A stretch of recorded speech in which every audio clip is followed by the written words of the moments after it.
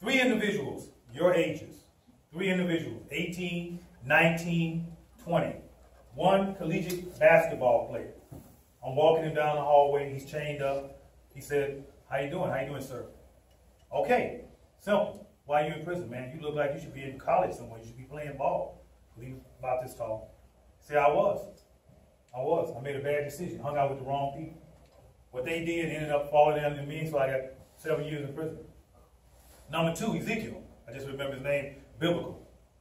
Young man, football player, about this tall. Muscled up, thick. Hey, man, you should be playing ball. What you doing here? I was in college, ASU. I was already looking at being drafted. I was already looking at a career. What happened? Young girl. Too young, mama called the police. I ended up with a rape charge. Number three, wrestler. All state. Basketball player was all state too. Same situation, a little bit different. Decided to steal some things, ended up in trouble. Came to prison. How many years? 6 years. Arizona takes a very hard stance on young people. Because you're young, because you're not an adult, considered an adult, you're a young adult. So they give you a lot of time. They start out at 5. That's one of our things we talk about. They start out at 5. But I worked for the Arizona Department of Corrections for almost 18 years, almost 20 years now. I retired from the military in 1996. So from high school to the military. But see, when I was your age, you might think I was a little different from you, but I wasn't. I had hair too. I even brought a picture.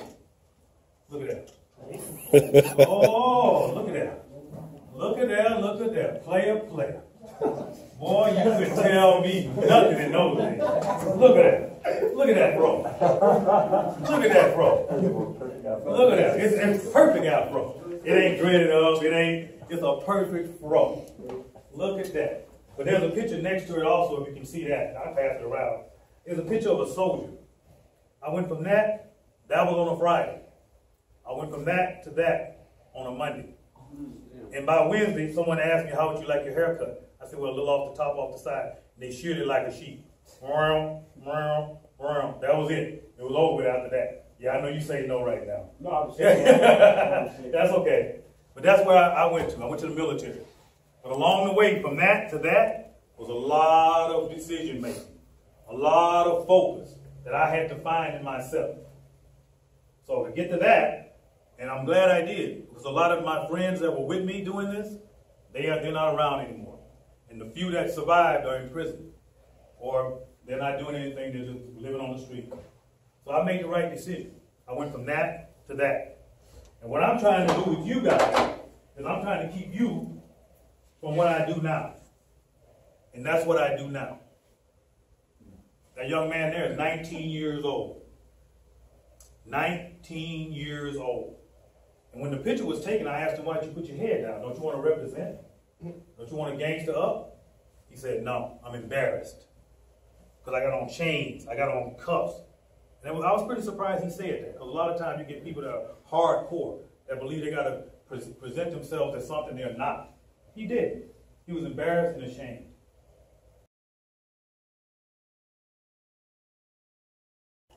And the decisions were so mundane that I don't even know how they came up with it. Because when I was going to high school, the only thing we were trying to decide on how fast we were going to get home, how we was going to go by this girl's house first to make it home. You know, my mom would stand on the porch watching me or timing me. Those are the decisions we made. But some of these young people make some decisions that are beyond what I could believe. And I just pulled a couple of them to show you guys that's just how bad it can get. Now, this young lady here was a standout arrested in Arizona. She decided that she was going to have sex with an underage student. Don't make any sense to me. I mean, I'm not going to read through all this. I'm just going to hit it. She was gifted. She had a lot of things going for her. So she decided to have a relationship with a 16-year-old player. I mean, that doesn't make any sense to me why she would do that, but you know, we have people. This young man here, does anybody recognize this guy right here? Does he look familiar? He looks like any clean-cut American young guy, doesn't he? He's kind of smiling right there. You know why? Well, he did something, indecent exposure. How do you think he did that? Where do you think he did that? Huh? No. He was better than that. Oh, he took it to another level. He took it to another level. This young man, while they were taking a picture in the stand with family members and and a group of people watching and cameras everywhere, he decided to take his genitals out and stand over so that they would be seen in the photograph. The picture didn't get recognized until it ended up in the yearbook. So the yearbook was passed out to family members and friends and relatives. Well, he stopped laughing after he got 69 counts of indecent exposure. 69. Class 1 misdemeanor, furnishing harmful material to minors, because he went out to a yearbook. So the yearbook was passed around, and he opened it up, there's his picture with his genitals hanging out in a stand. He did it, went right when the camera was taken, no one saw it. So that picture went out. Yeah, approximately 3,400 students got that yearbook. And it's still floating around out there. I think he got charged as a sex offender. ASU football player feels guilty to sexual assault, 2.2 years lifetime sex offender. Give me the 2.2 years. Don't give me this. Do y'all know what that means? Does anybody know what it means to be a sex offender? Yeah. Don't you have to like? You have to like go around. Like when you move, you gotta tell them to go around, do something like that, don't you? You gotta. People try to fight you. People have to know that you are a sex offender. Yes. Everybody knows that you're a sex offender. How many websites out there? You guys are savvy. They have all kind of websites out there that identify sex offenders. On those websites, I can type in my area. It'll show me every sex offender in that area. And guess what? When I click on your name, your picture comes up.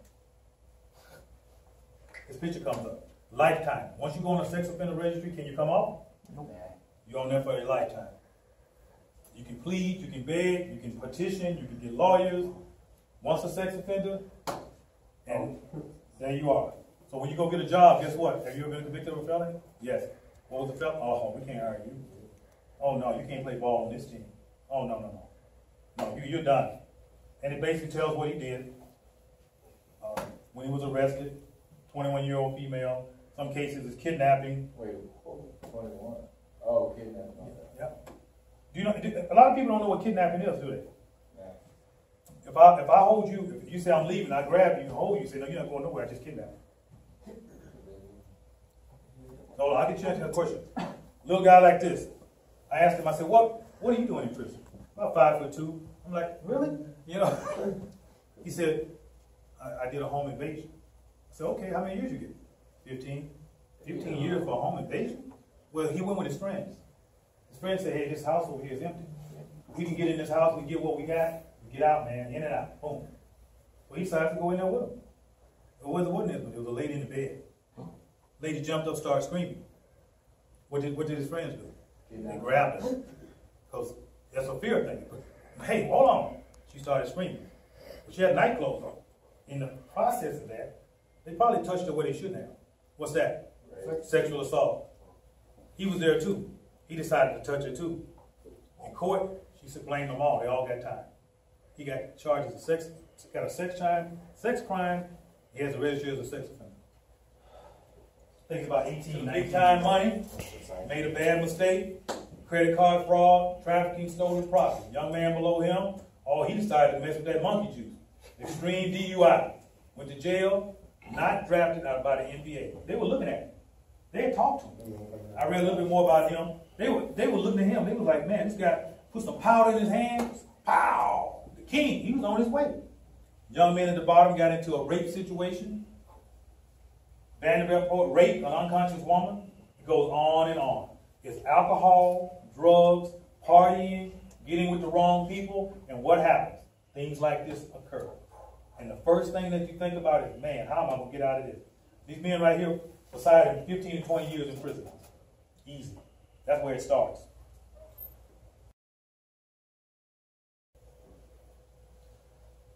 A little bit about gangs. I'm not going to spend a lot of time on gangs. I know everybody heard about Crips, right? Yeah. Everybody heard about Bloods. Everybody heard about what else they got? Crips, Bloods, Norteño, Serrano, all the gangs. Everybody 50 fingers all cripped up and all that. Yeah. The Black Midget Mafia. Yeah, They got all kinds of gangs out there. All kinds of gangs. And I'm sure there's some gangs, people walking around school talking gang stuff too, probably. It sounds good. Looks good on video. Looks good when you got the gangster rap going and somebody running around bouncing in the car and all that. Well, when you get to prison, a little bit different. Prison gangs in prison fall around the color in the racial divide. Give you a quick one. Blacks, Crips, Bloods, West Side City, East Side City, depending on the side of the city you're on, and then the type of Crip or Blood that you are. White guys. You white? You white? So what kind of gang you gonna get be in? Aryan Brotherhood. Aryan Brotherhood. Skinhead. Hammer skin. Hammer skin. Come on. We talking white gangs now. Ain't no black dudes running around talking about no skinhead. Okay? Those are the white guys. Those are the guys that say, hey, white guys, you gotta come with us.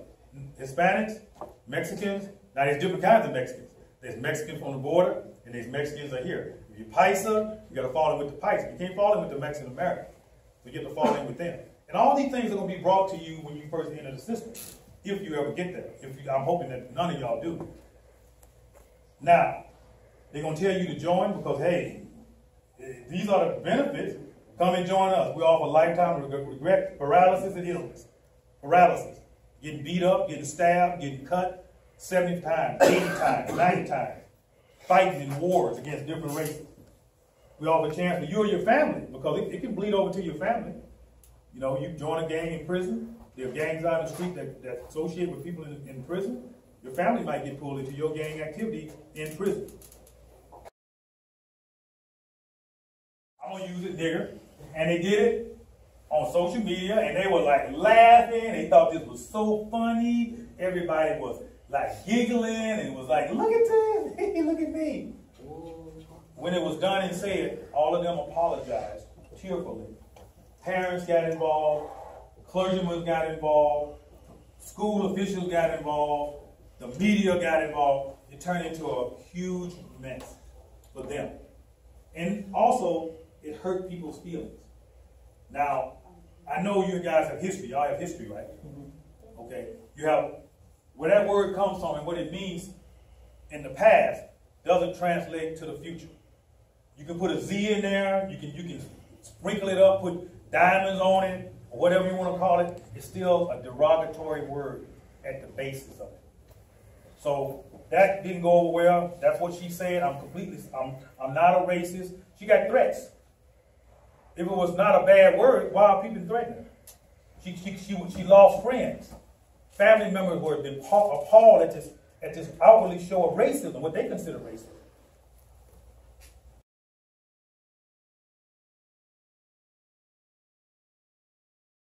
But the one thing I remember the best about you is that you were morally, and you were fair, and you were honest, and you did great things off the field. Mm-hmm. You made me feel proud of you when I walked up to you and shook your hand, because you said, how you doing? Glad to meet you, old Officer David. I'm all been over. I remember you from that day. Thank you, sir. Because you have an education too. Officer Wallace shared some good information about it. That hopefully, woke the guys up and, plant the seed in guys' head and, decisions that you have to make, in order to, have a good life and, decisions that prevent, having a good life. So it's all about decisions you make and having the discipline to focus to be successful. An opportunity to share our life experiences, a chance to share our career experiences, and to hopefully motivate and cultivate the next generation of great athletes.